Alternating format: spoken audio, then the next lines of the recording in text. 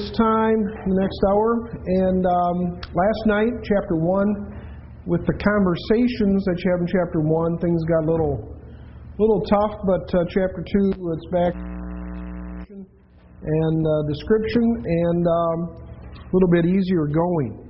Also, we ended last night with the fact that Nehemiah was a cupbearer, which was a very important position, bodyguard when it came to testing food and wine to the king, and basically was able to observe many perhaps conversations and meetings because of that position that would give him just a lot of background and understanding how at least does this king deal with hard issues, important people, all those kinds of things, and you kind of see how God uses those in His future work with the Israelites, or with the Jews, I should say, there in Jerusalem.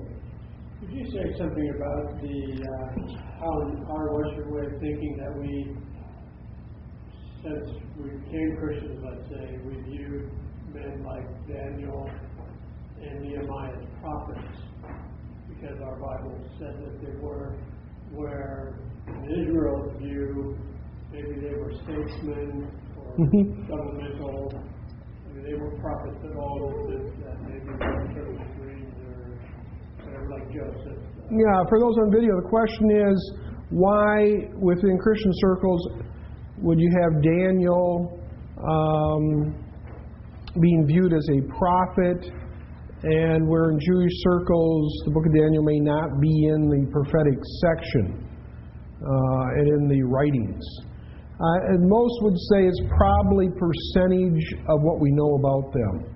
That when you see Daniel, he's making prophecies, but most of what we see about him is working more as a statesman for two governments. And so it's probably that, not that they would say he's not a prophet, but simply there was more to his life than just the office of a prophet.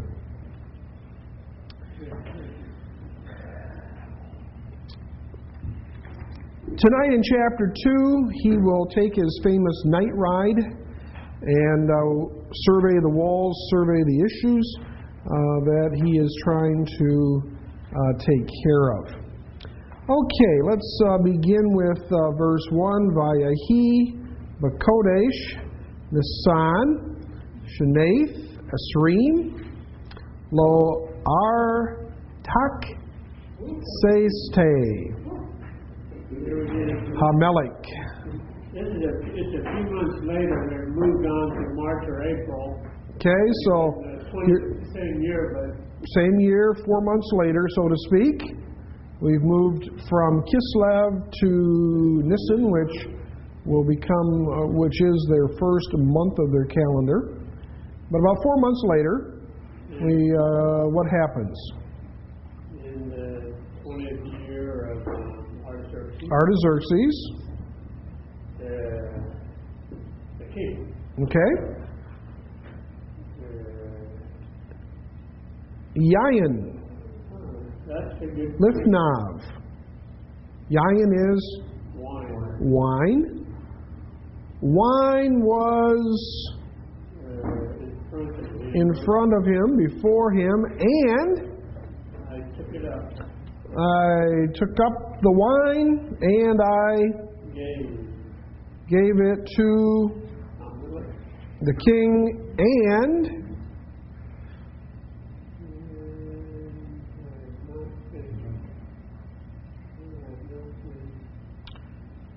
and I was not sad, before him. Would it say also be unbelieving, or no, just sad? Yeah. I had not been sad before him. That's the idea. Then what? And he said to me, the king said to me, Madua.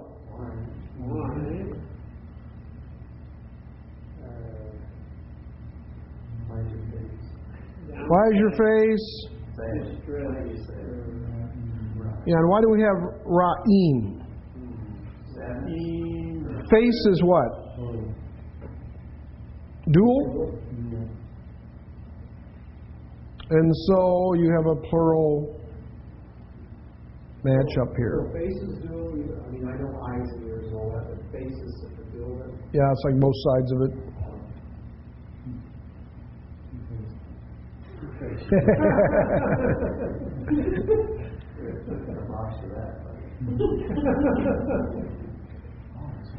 And It's you, yeah, you are not kolah.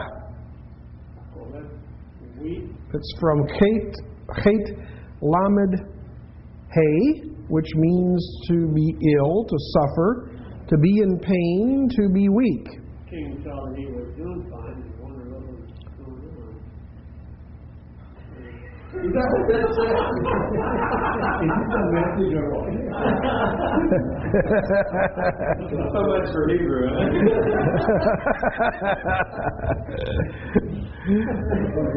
And you are not what? Weak. Weak or ill, sick.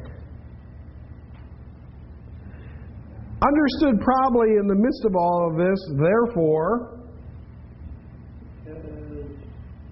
this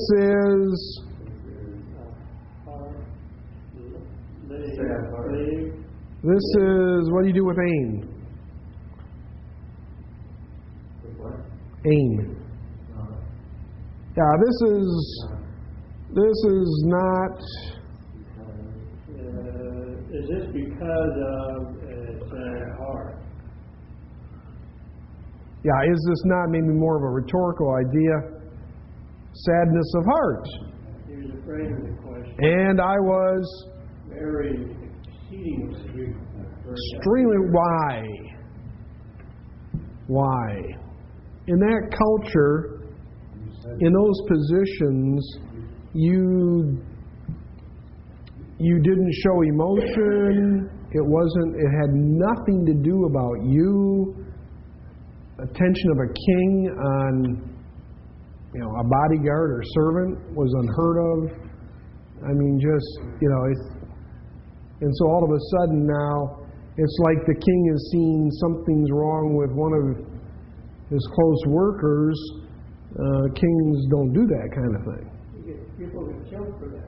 Yeah. So this guy's terrified because the king can turn on him. Plus, if you look into the history of Artaxerxes, he's not exactly Mr. Nice. And so all of a sudden, I think he comes to his realization of, hey, I've endangered my life. He's noticed I'm discouraged.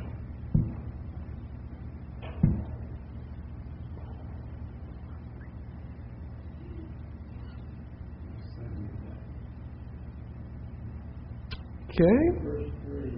Verse 3. Who will take that?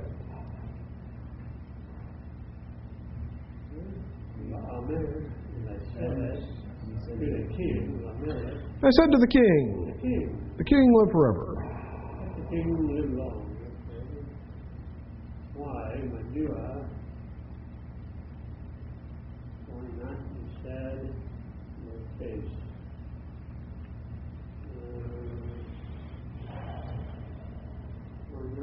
Yeru, why should not my face be sad? When the city bait house when the city with the house my father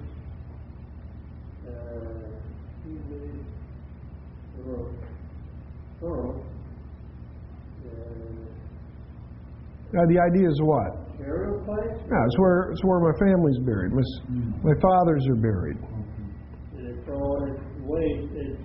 all broken down. Yeah. What about the gates?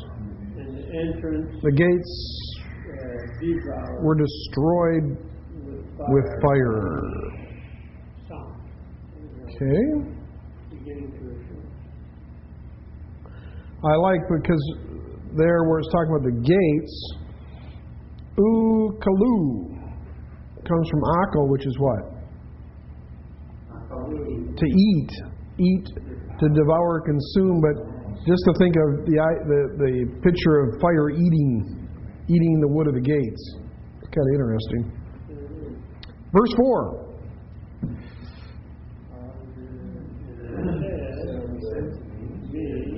And the king said to me, Al-Maza. Upon which of these, or what of these, upon what of these do you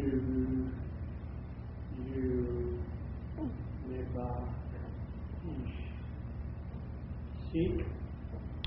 Bakash means to search, require, or seek. Then I pray. So the king is basically saying what? What do you need?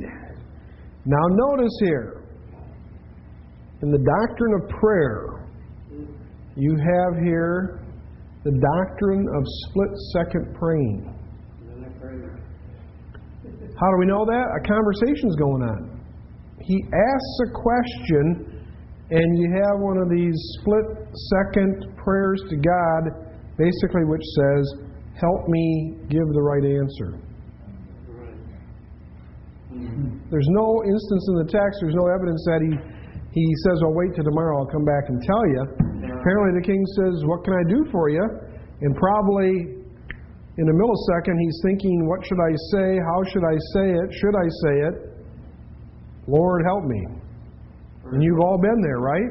For his own safety, or so that the king would give him what he's wanting, request? It's probably both are mixed in there. I mean, will the king thinks this is bizarre or subversive or, a whole list of things.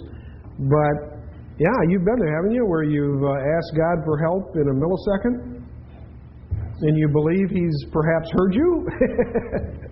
But sure enough, the doctrine of split-second prayers is right here. And they have the prayer there, too, because he says, then I prayed. And I prayed to the God of heavens. So, does a prayer have to be 20 minutes or 30 minutes long to be effective? Absolutely not. Verse 5. The king said,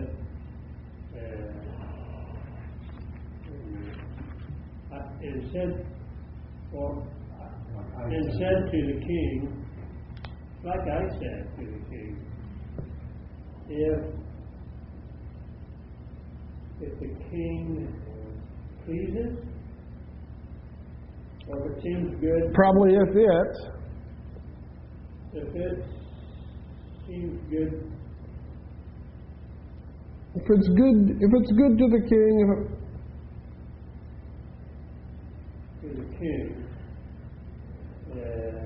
and if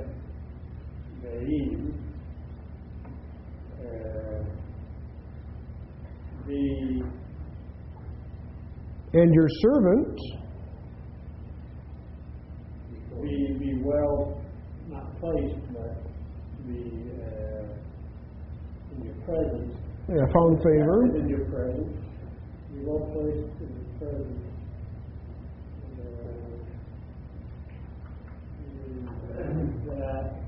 Lapadeka, in your presence. What do we do with that share? Tishla Kani. That you send me. That you to Judah, here, cities of my father's grave. Yeah, the kever is to bury or burial place. To build it. Yeah, to circle that term.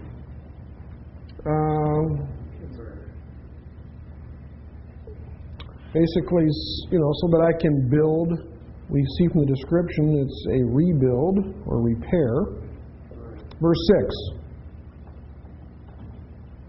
King said to me. King said to me, king and consort, or queen there. Then he said to me, understood, the king and the queen are sitting there, the queen sitting beside him. Odd. Until when not? Upon what will be? Probably when. Until when will be your journey? Odd is interesting because normally it's until. It also has the idea of duration. How long will be? Yeah. Your journey. And when are you going to come back? yeah, when will you return? That'll be about 10 years. And it seemed good. it seemed good for the king or to the king, and he sent me, and I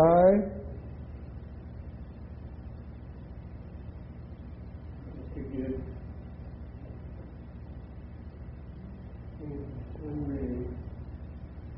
give an appointed time.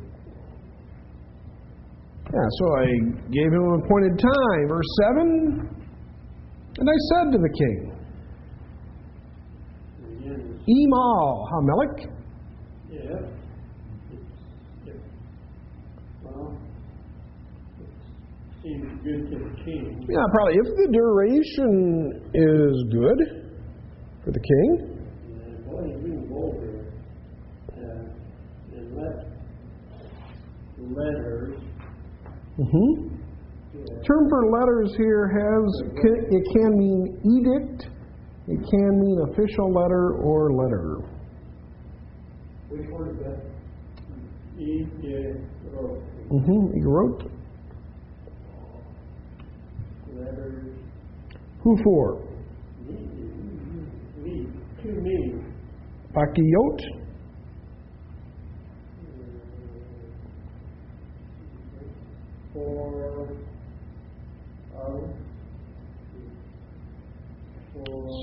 Yeah, it's the word used among the Persians for an official, a governor.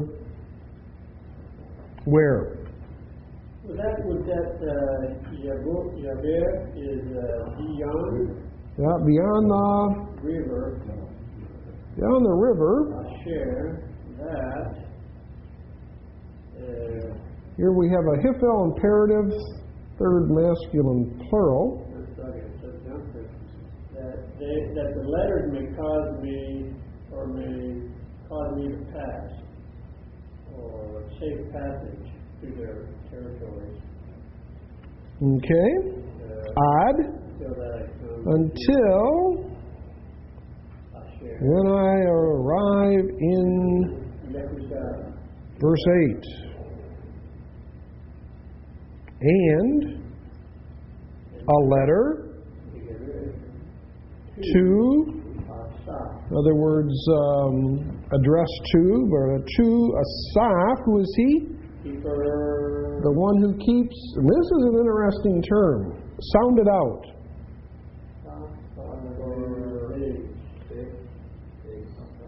Take the ha off. This is where we get our word paradise from. It means a park, a forest, a pleasure garden, or what we call paradise, but it was probably some type of official forest where you could get lumber. Asher, which will know it to the king that he will give to me what? 18. Trees. For what? To lay beams. To make beams for the in the citadel, the palace, which belonged to the and belonging to the wall of the city and for the house, that that I will, come into, probably the idea I will live in, I will live in, to give to me, another, the king, according to hand of my God, my gracious God is upon me. Hand of my gracious God is upon me. Verse 9. Then I went to the governors of beyond the river, and I gave to them the letters of the king, and probably that he sent with me, that the king sent with me. What does he send with this fella, Nehemiah? Yeah, he sends a military escort. He sends Sarai, officers of the army, and horsemen, cavalry. So he shows up with a Persian military escort. But even with that, he still needs these important letters to hand to the governors. So he's going right to the top. Goes to a province right to the top. This is what I need. And so he's thinking through. And some have looked at, of course, Nehemiah, and there's some tremendous principles of leadership. Now, how do you take on tough tasks? What do you do? Well, you see at least what he did. And often you see some pretty good and pretty solid principles of how to deal with problems. You also get to give emphasis to what you were saying, that there's a clear recognition, reading the text in slow motion, of Nehemiah's high place in the kingdom, that this was available. Absolutely. The king and queen were right, just anybody didn't walk in there and walk away with official letters.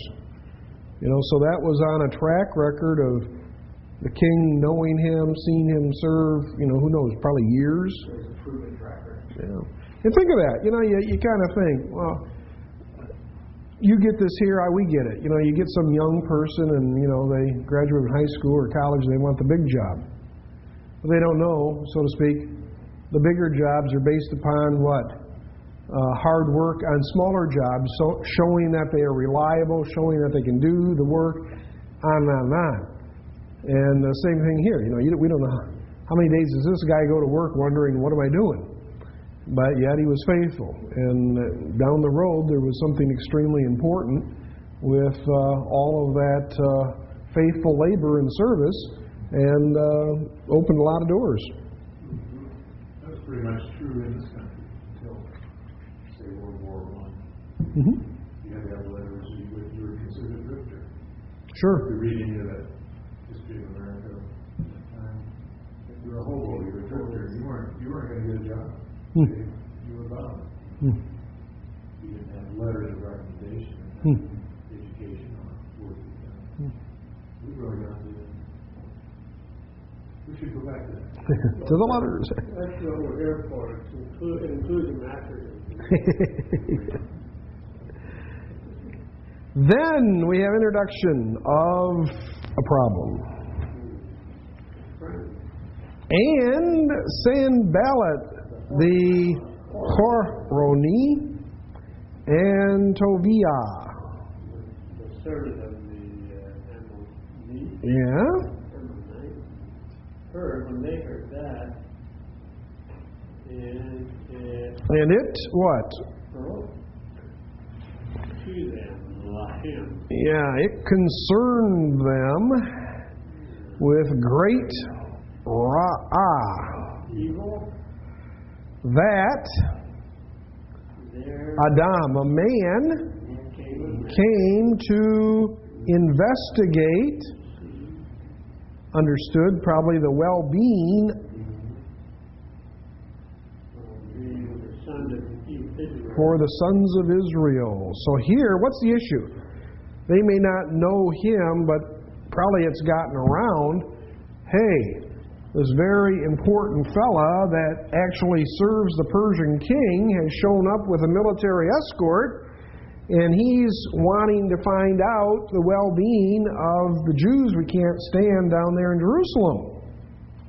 This could be trouble. Why is the Persian king allowing this person to come? Is there a hidden agenda? What's going on? So probably a lot of suspicion.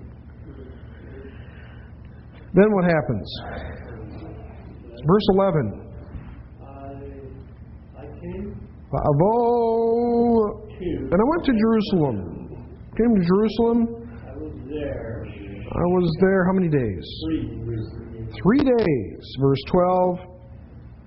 And I arose. Night. I and few men with me. And, excuse me, I did not tell anyone what?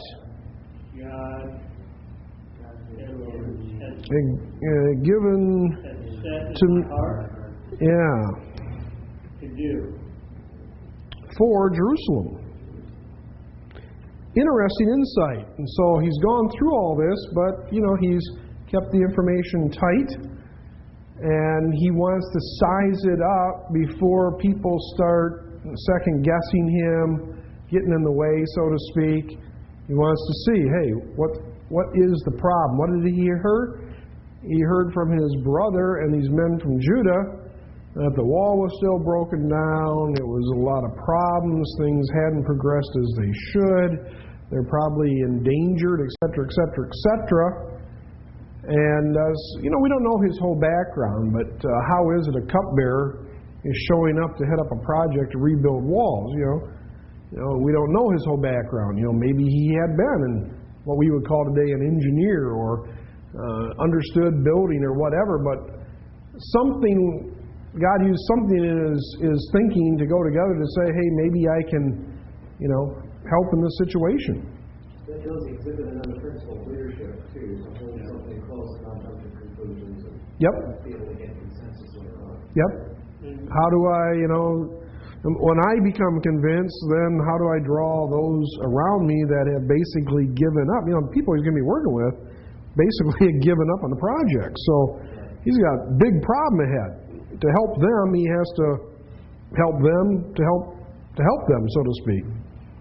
And the idea of the task at hand, it looks like that he's taking a lot of animals with him to pull heavy beams and do some work, because he says, I hid it in my heart, but I can do it in Jerusalem, nor did I tell him I had all these animals and all these beasts of burden.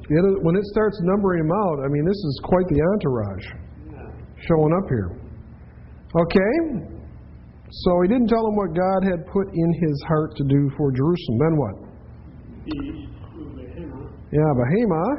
Nor remain with me.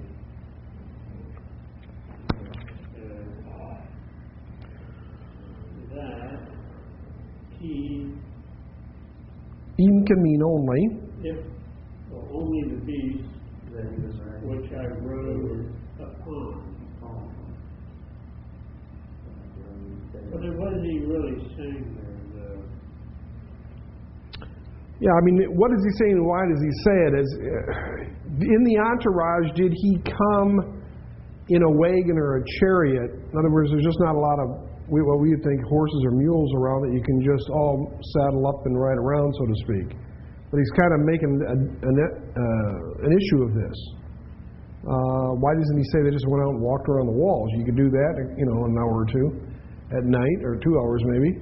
But he's on a horse.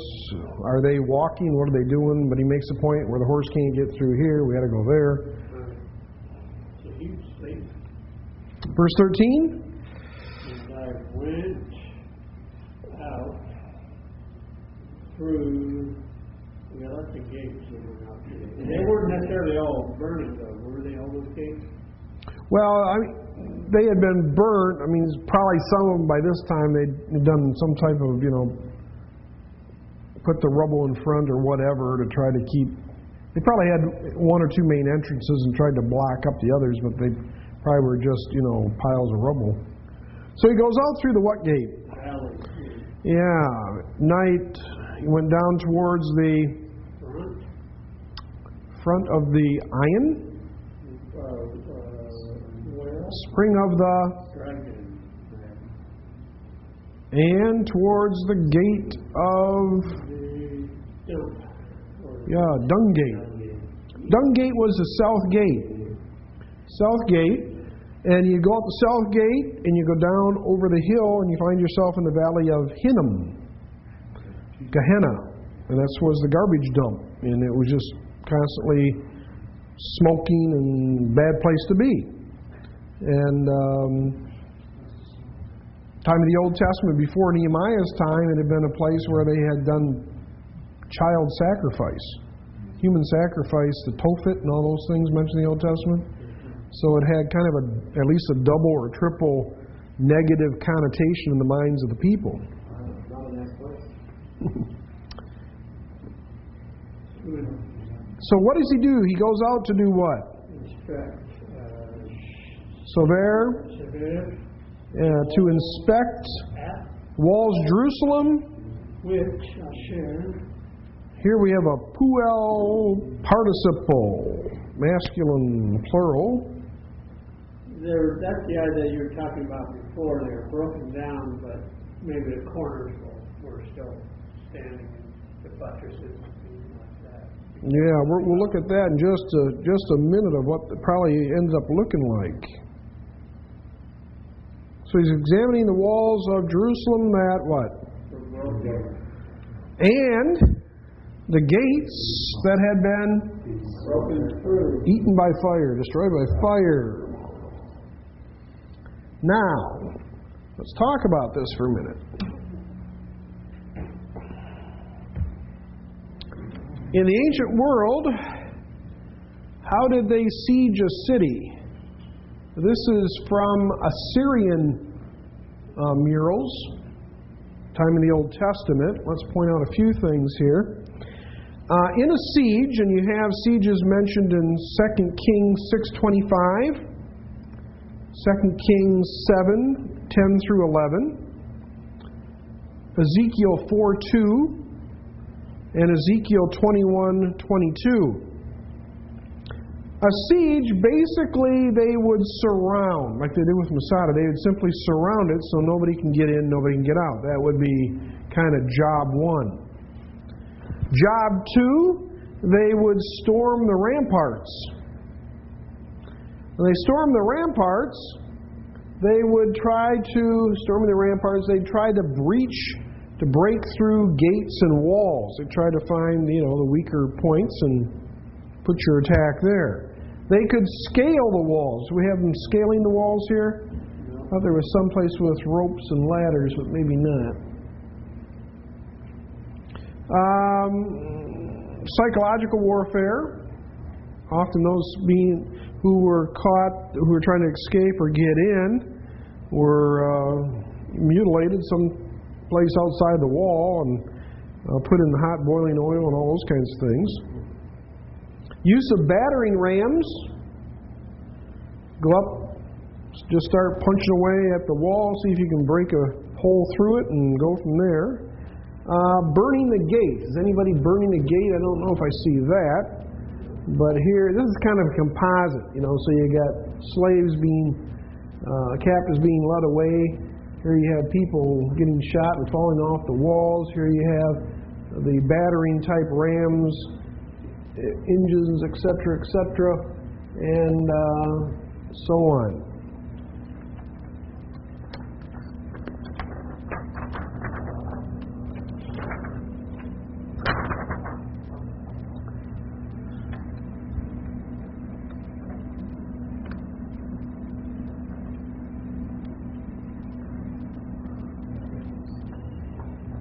Yeah, here, literally ancient battering rams, almost the idea of like a catapult tank. to where it reinforced you'd have soldiers inside of here working, the battering ram, and then some type of heavy-duty roof on this thing because they're throwing rocks and boulders and arrows and spears and everything else coming down on you. But what's interesting is by studying the Assyrian and Babylonian, sometimes Persian murals, Egyptian, you pick up a lot. Let me pass on a book that should be in your library. James Pritchard, Pritchard.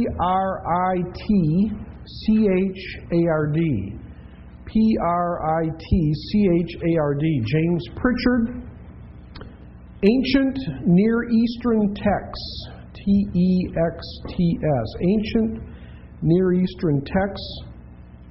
University of Pennsylvania. And what he has done is there's a couple volumes. There's one on the text. There's another one on archaeological murals, things like that. You want the one on the murals. And there, he has gone around and has collected up a lot of these ancient murals. You take literally a magnifying glass and you just make a hobby of closely looking, and you gain so much about the culture of the time. It's phenomenal. What the person is wearing, what the shoes look like, what army helmets and spears and swords look like, how gates were built, how walls were constructed. Why? Because it's basically the ancient artists who came back from these battles and said, hey, this is a sketch of the city of Jerusalem, and this is our siege, and this is where we broke through, and this is kind of a composite. And so a lot of work is being done for you, but you pick up a lot culturally in understanding also. Okay, we are at what verse here? 14, okay? Are you saying there were two books? Are you saying there was one? There's two. There's one on text. Let me explain that, because they're a little pricey to say the least, but they're a type thing that you can use over throughout your entire ministry. We use them all the time with our students in different courses, and they greatly enjoy them. In the text, what he has done, it's divided among creation stories in the ancient Near East, poetry, songs, proverbs of the ancient Near East, legal texts of the ancient Near East, etc., etc., etc. So there's a large chapter in each. But it's actually the translation of these texts. So you can open up and you can read a number of Canaanite proverbs or Egyptian proverbs from the time of Moses. You can take a look at legal texts. What legal text and what were they saying in Assyria or Babylon at the same time Israel was in the Old Testament time period. So it really kind of broadens out the fact that you're not myopic. Yes, we are interested in ancient Israel and that whole study, but they are also living in a wider culture, and you see the impact and how things are different, how things are alike, and so on. So there's one, the large one on the text that I just explained, and then there's a smaller one that has actually the murals. Does he just present it, or does he come to a conclusion? He just presents it. Yeah, just presents it. Take a look, too, online. A very good price is through Eisenbrauns in Indiana.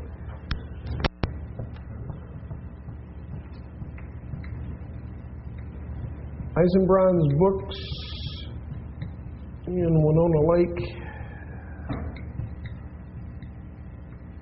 Indiana. Just go online and type in Eisenbrauns, it'll come up.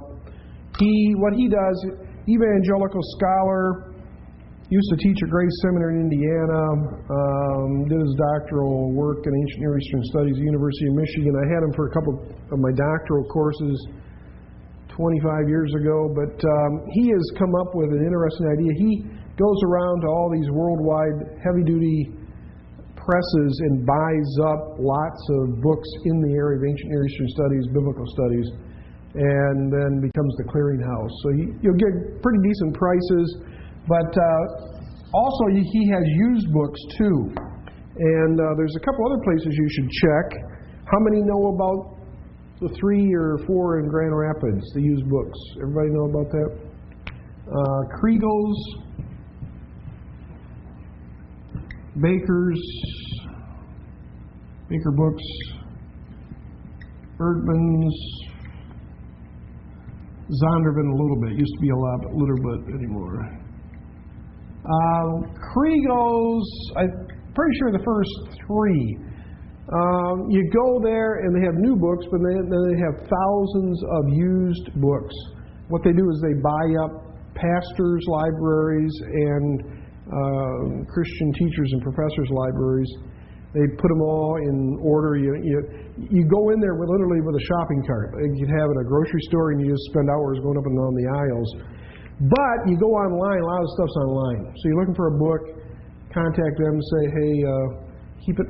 If they don't have it, they'll keep an eye on it too. So maybe a year from now they call you and say, hey, we found that book. Are you still interested? But go online there, and you find some pretty decent deals long term. These kinds of books, are you still a pastor? You're still in seminary. You're still in seminary. Okay, let's see here. 14, here we go. Who would take it? Then, I went, passed over, towards the gate of the, and towards the pool, the king's pool. Yeah. And there was not Macomb. Yeah, place for the beast. Now it's interesting. Why is he calling it the beast and not Zeus? Might be a donkey. It might be a beast of burden. I mean, it could be. I mean, he's riding something, but why doesn't he simply call it a horse if it's a horse, not a horse? You know? One of those woolly things we saw in Star Wars.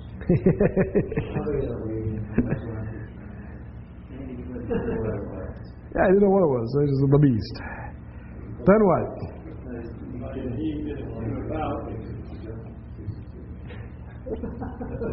There you go. Under every rock. And it came about. By the Torah, is that?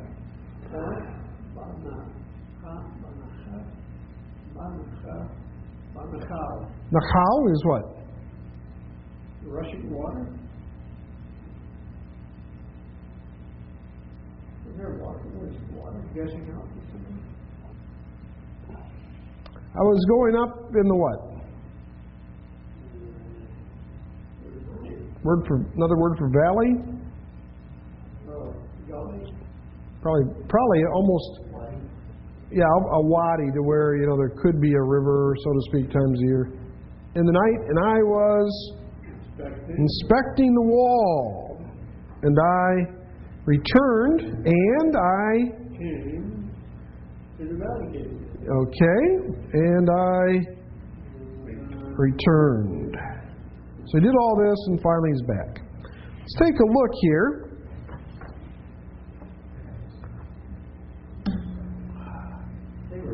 Can we trace where he went?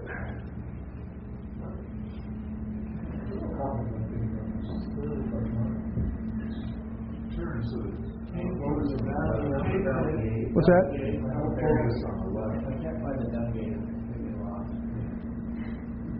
That'll help. This thing doesn't hold. I don't know why. Should. Maybe that you need this Allen Something wrench has to- in there. Anybody have an Allen wrench? I think all we need is a couple twists and it will tighten up. We can do that tomorrow. Okay, what was the first place he mentioned? Valley gate. So it came out the Valley Gate. Today, remember this is David's city. Don't think of the old city today. So the Valley Gate, Kidron Valley's over here. So he comes out the Valley Gate, The Hinnom, right? Hinnom. Then what? He went Which way does it go? down. What's the next thing in your text? From the valley gate. He was done. No, wasn't the dragon?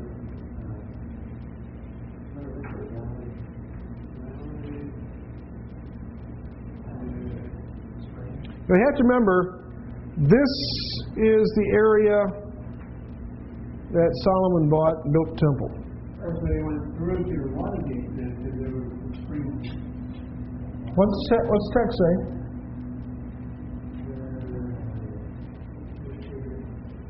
Valley gate. Because up the valley gate, then what? What is it? Downhill. Verse 17? 13. Verse 13, valley gate, then what? Down gate. Dung gate. Dung gate on here. Dung gate's on here. It's off. There we go. Dung gate's down here. So he comes right down the depth of the valley along the wall. Dung gate, then what? The spring gate. Spring gate, perhaps over here, this area, the fountain. Then what? Then he went up through that gully or whatever that is. Okay. Then what? And he came back to the valley gate. Back in the valley gate. And so, did he come around here, couldn't get any farther and went back? Or did he come all the way around and...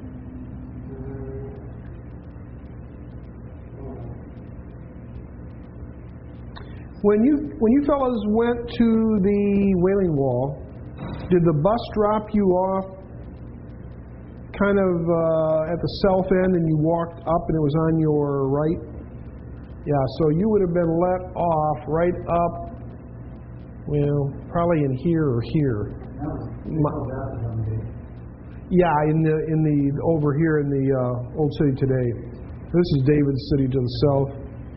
Okay. He did return. This is return. Return back. Sounds like he went as far as he could, and because of the rubble, he had to go back. Yeah. Okay. He said it twice that he returned. He said it twice in verse 15 that he returned. Okay, verse 16. And the rulers did not know They didn't know where I when,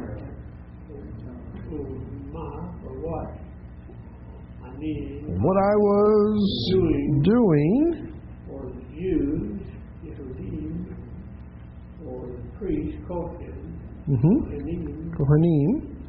or the nobles, or the nobles here, or the lords, or the rest. Or the rest. So he's probably talking about, whoever is at that point in leadership, so these different groupings. Then what? Doing the work. Ad, The work. Cain, Lo, During or I did not tell. I did not tell any of them. okay? Verse 17. Then I said to them, Said to them, you all see, read,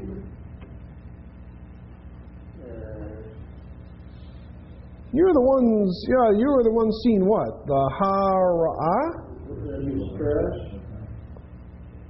that we are in. You see the circumstance that we're in. Why with Ba do you have the comment say? Feminine ending. In her. Because city is feminine. Noun is feminine. What's wrong with Jerusalem? Then it's just broken down, it's laying waste, desolate, Hareba. Hareba. Is to be devastated, to destroy, to lay waste. And the gates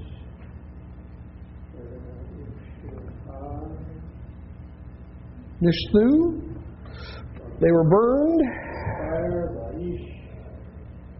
Now his challenge. This is the big statement. Imperative statement. Come. And let us rebuild the Chokmath, wall of Jerusalem. And let us be not become again a mockery or reproach. I think for the long time we use that word for reproach. Cherpa means shame, object of reproach.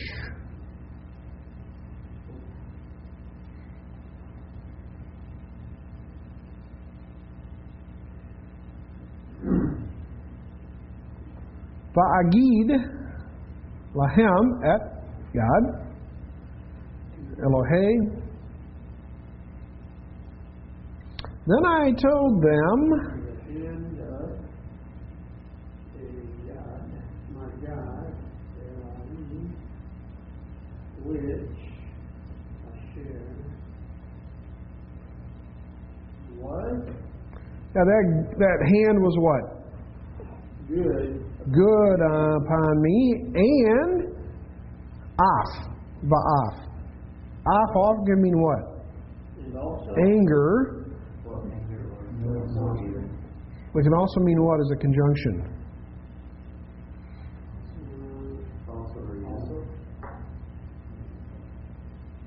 Yeah. These words.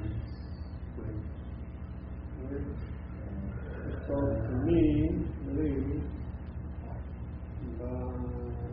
they said, Luke, not cool, that's right. Heritage, and rebuild or restore, or angel. And then a PL imperfect, 3MS. From the term to make strong, hate, So they strengthen sign their code. hands. Yeah, they aim for this good thing. Okay, verse 19. Oh, here comes our friends again.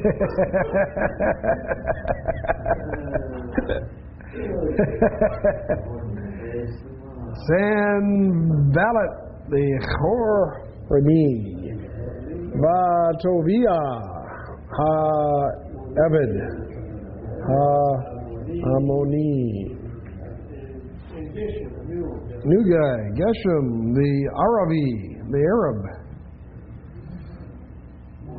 What'd they do? They heard. They heard, they despised. Yeah, they derided, they mocked us. And did something else. Despised us. Oh, yeah, they do. Against? Yeah, they do.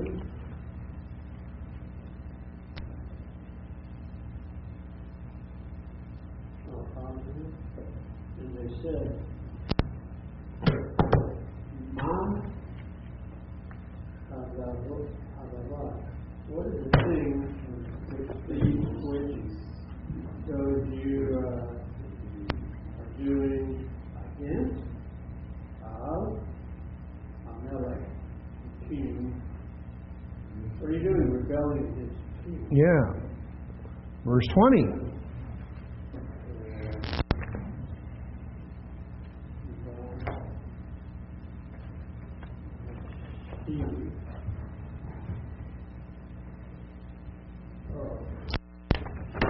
And I answered them, Zavar, is that saying? Yeah, and I said to them, And said to them, God of heaven, He, Elohim, Hashemayim, who He will give what? prosper Yeah. us. prosperity. He will give us success. And the shepherds will rise. And we will do what? We will build.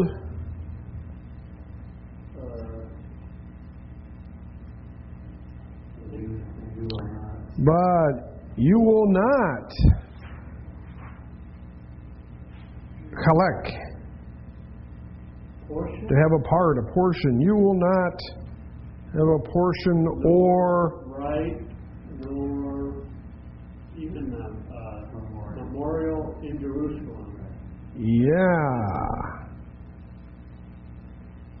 So they deride him, but he doesn't back down. He cuts them off of the path and kind of says, hey, this is what's going to happen. This is how it's going to be. And so all of a sudden, he has enemies, but they know that he's somebody to be reckoned with, and he's not going to play the game. We have a handout coming around, and little worksheet that you can look at those different sections on your own and chart out what is it in those verses that he is assessing, what is it in the plan that needs rebuilding, and then what was the date of completion in 6:15. What does that inform you? But in that, to track out also the key Hebrew words that describe the assessment, the key Hebrew words that describe what was rebuilt, and then finding, of course, the passage and spelling out how long did it take them. Good job.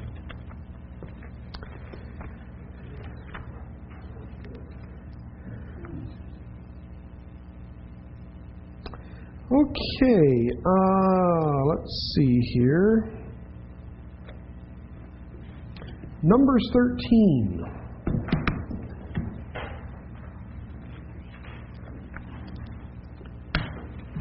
Numbers 13. Let's do some quick reading in closing. How much time do we have left? Okay.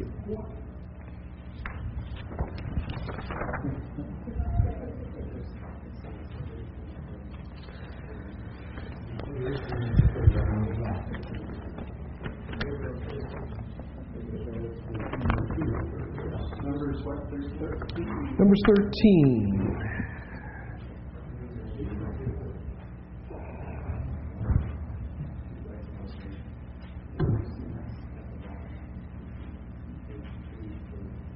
Vadaber Yahweh El Moshe Lamor, is that right? Yep.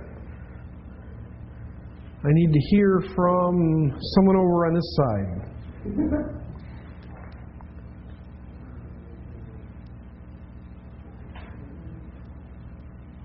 The words of the Lord to Moses,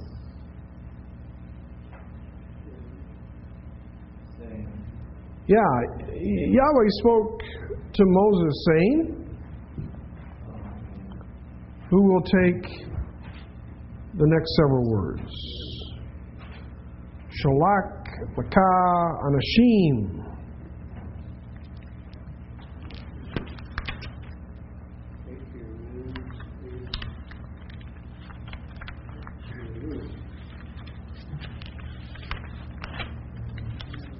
Those on video, Numbers 13, we're going to do a little translating.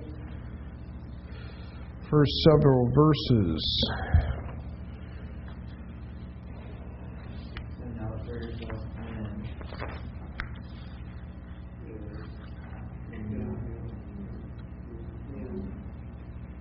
Send for you men and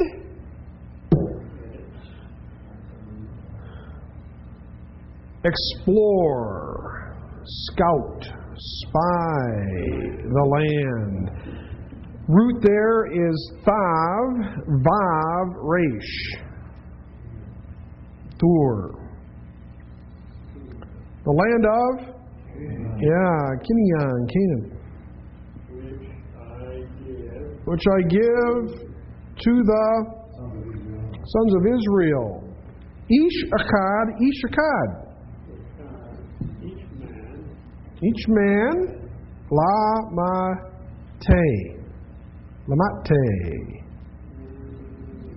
Mate is tribe. Is that supposed to be each man, in the way that is? Yeah, it'd be an idiom. It'd be an idiom. Ishakad. One man belonging to, understood, a tribe.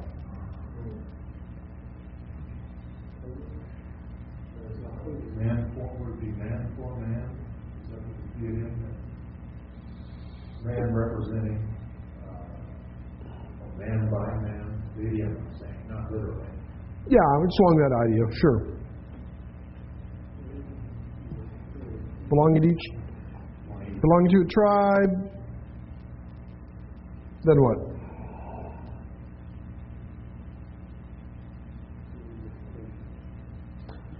What type of tribes? Yeah, your fathers.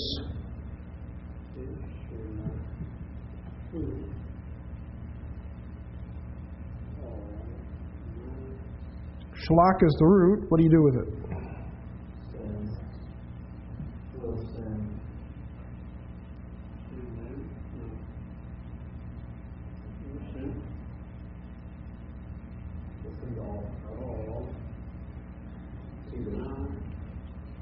Yeah, send all. What's Nasi?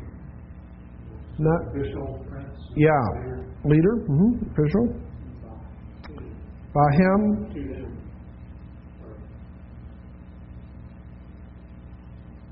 Yeah, among them. And, or now,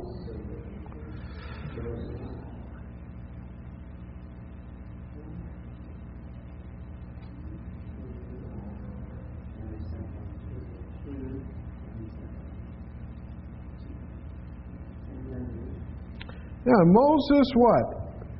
Sent them, Otham, from the wilderness of Paran,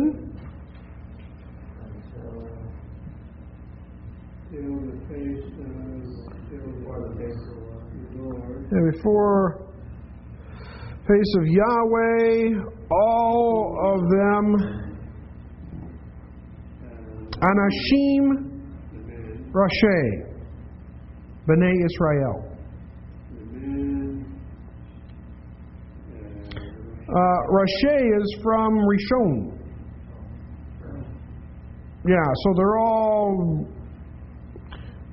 all leaders. That's the idea.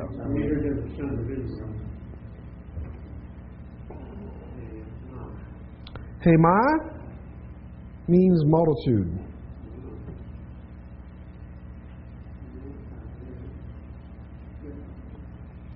Ba'ela, Shmotham.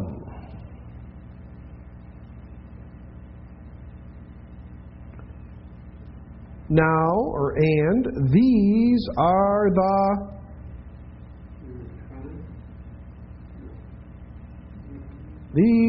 their names, according to tribes. Ruvain, Shemua ben Zakur. Reuben, the son of Shemua, son of Zakur. According to the tribe of Simeon, Shaphat ben Hori.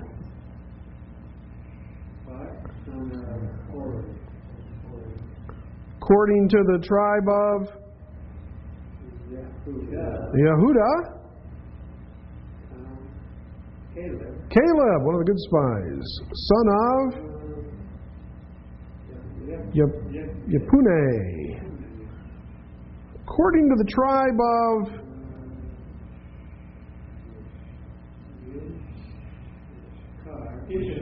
Issachar, Yigal ben Yosef. According to the tribe of Ephraim, Hosea ben Nun. According to the tribe of Benjamin,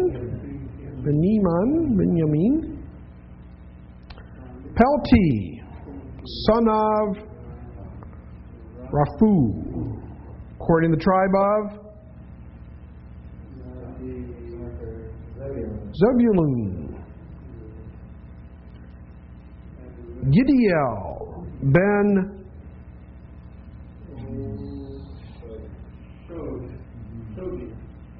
according to the tribe of Manasseh.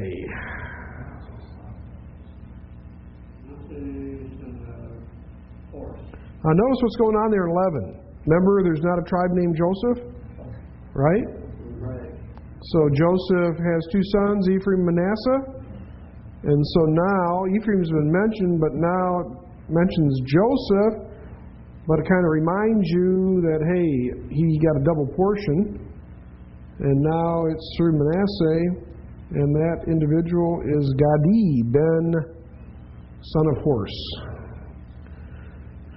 Gadi Susi. My father is a horse. No. According to the tribe of Dan, Amiel, son of Gameli. According to the tribe of Asher, Sethur ben Mikael. According to the tribe of Naphtali, Nakbi ben Yafsi. According to the tribe of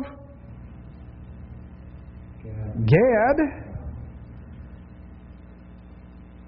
Guel ben Maki.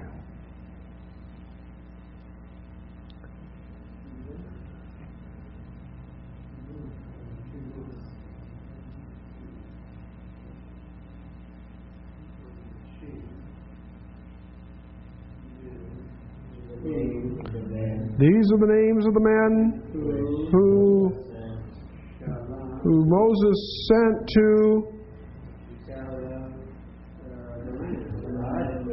spy out the land, and Moshe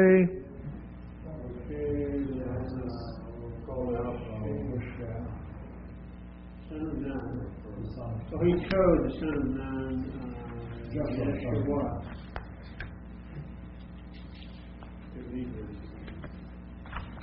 Keep working on 17.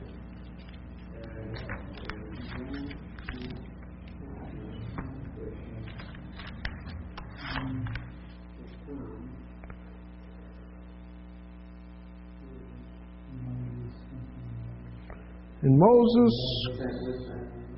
Moses did what?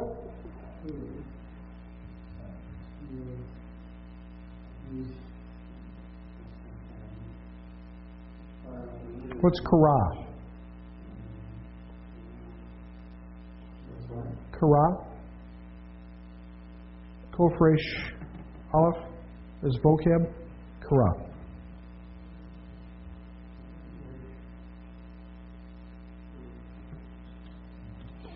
What's Korah? Where is Korah? 17? 16 or 16?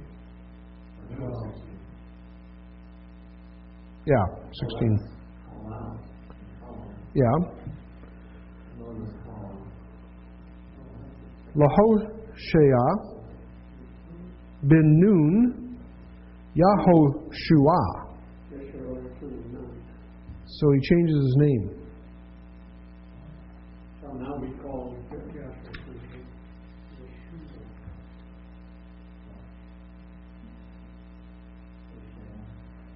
Hosea to Yahushua.